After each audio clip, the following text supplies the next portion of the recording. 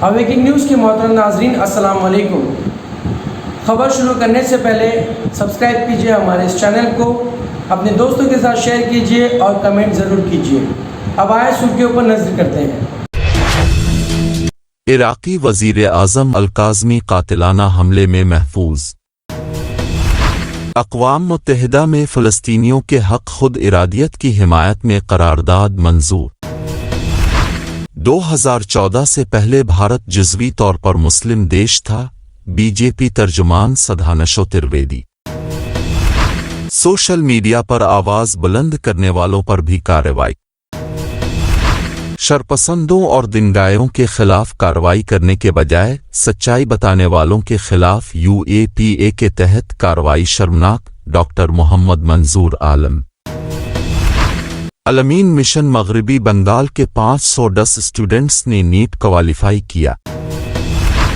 T20WC New Zealand نے افغانستان کو ہرا کر سیمی فائنل میں بنائی جگہ، کروڑوں ہندوستانیوں کا ٹوٹا دل۔ خدمت ہی سچی عبادت ہے اور بی جے پی کی اقدار خدمت، عزم اور لگن ہے، مودی۔ اب آئے خبریں تفصیل کے ساتھ سماعت کرتے ہیں۔ عراقی وزیر اعظم مصطفیٰ الکاظمی قاتلانہ حملے میں محفوظ۔ عراقی جوائنٹ آپریشنز کمانڈ نے اعلان کیا کہ وزیر اعظم مصطفیٰ الکاظمی عراقی پرائم منسٹر مصطفیٰ ایل کو اتوار کی صبح بغداد میں ان کی رہائش گاہ پر نشانہ بنانے والے ڈرون بم کے ذریعے قاتلانہ حملے کی کوشش کو ناکام بنا دیا گیا۔ عراقی سیکیورٹی فورسز کا کہنا ہے کہ وزیر اعظم اس حملے میں محفوظ ہیں اور انہیں کوئی نقصان نہیں پہنچا ہے۔ سیکیورٹی میڈیا سیل کے ترجمان نے ایک بیان میں کہا ہے کہ وزیر اعظم اور مسلح افواج کے کمانڈر ان چیف پر قاتلانہ حملے کی ناکام کوشش کی گئی اور اس مذموم مقصد کے لیے بغیر پائلٹ مسلح ڈرون کا استعمال کرتے ہوئے بغداد میں ان کی رہائش گاہ کو نشانہ بنایا گیا۔ اقوام متحدہ میں فلسطینیوں کے حق خود ارادیت کی حمایت میں قرارداد منظور۔ کل ہفتے کی شام اسلامی تحریک مزاحمت حماس نے فلسطینی عوام کے حق خود ارادیت اور اسرائیلی قبضے کے خاتمے کے لیے اقوام متحدہ کی جنرل اسمبلی کی تیسری کمیٹی میں بھاری اکثریت سے قرارداد منظور کرنے کے تحسین کی۔ حماس کے ترجمان حازم قاسم نے ایک پریس بیان میں فلسطینی عوام کے حق کی توثیق کی کہ فلسطینیوں کو اپنے وطن کی مکمل آزادی اور حق واپسی کے حصول کا حق ہے۔ ترجمان کا کہنا تھا کہ فلسطینی قوم یہ حق حاصل ہے کہ وہ قابض دشمن کے خلاف ہر قسم کی مزاحمت کے ذریعے اسے اپنے ملک سے بے دخل کریں، اپنے حق خود ارادیت کے حصول کے لیے اقدامات کریں۔ قاسم نے ان ممالک کا خیر مقدم کیا جنہوں نے فلسطینی قوم کے حق خود ارادیت کی حمایت میں ووٹ دیا۔ 2014 سے پہلے بھارت جزوی طور پر مسلم دیش تھا، بی جے پی ترجمان سدھانشو ترویدی۔ وزیر اعظم نریندر مودی جمعہ کو کیدارناتھ کے دورے پر تھے، جہاں انہوں نے پوجا ارچنا کے بعد جل ابھیشیک کیا۔ انہوں نے شنکر اچاریہ کی مورتی کی نقاب کشا بھی کی۔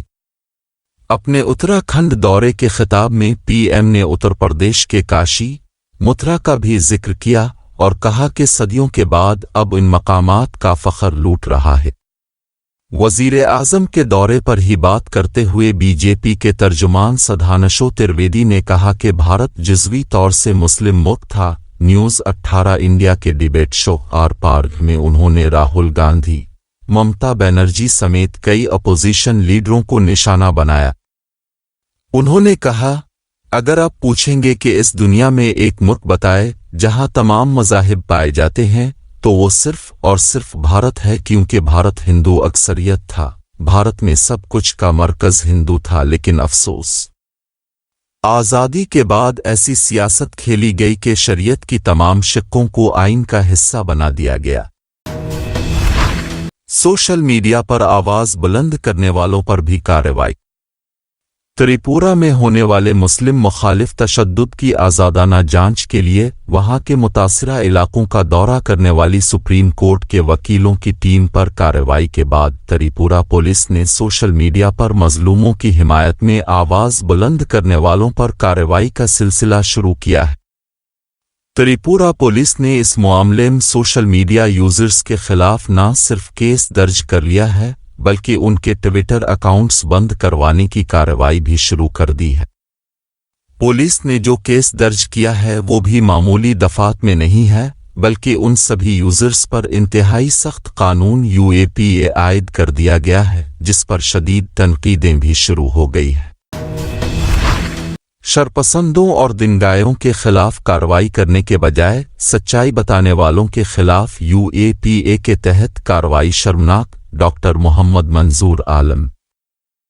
त्रिपुरा हमला की तफसीली रिपोर्ट सामने आने के बाद ऑल इंडिया मिली काउंसिल के जनरल सेक्रेटरी डॉक्टर मोहम्मद मंजूर आलम ने कहा कि भारत की तारीख का ये एक और शर्मनाक मामला है जिसमें मुसलमानों पर हमला हुआ, मस्जिदों को जलाया गया, मुसलमानों की दुकानों को आग के हवाले कर दिया गया और पुलिस ने शरपसंद अनासिर को ना तो रोकने की कोशिश की और ना ही उनके खिलाफ कोई कार्रवाई की। त्रिपुरा में मुसलमानों पर हुए हमला का जायजा लेने दिल्ली से मिली तंजीमों का एक मुश्तरका वफद गया था जिसमें ऑल इंडिया मुस्लिम मजलिस मशावरत, जमात इस्लामी हिंद, मरकजी जमीयत अहल हदीस और नॉर्थ ईस्ट अमारत शरिया के अलावा ऑल इंडिया मिली काउंसिल के नुमाइंदा भी शरीक थे।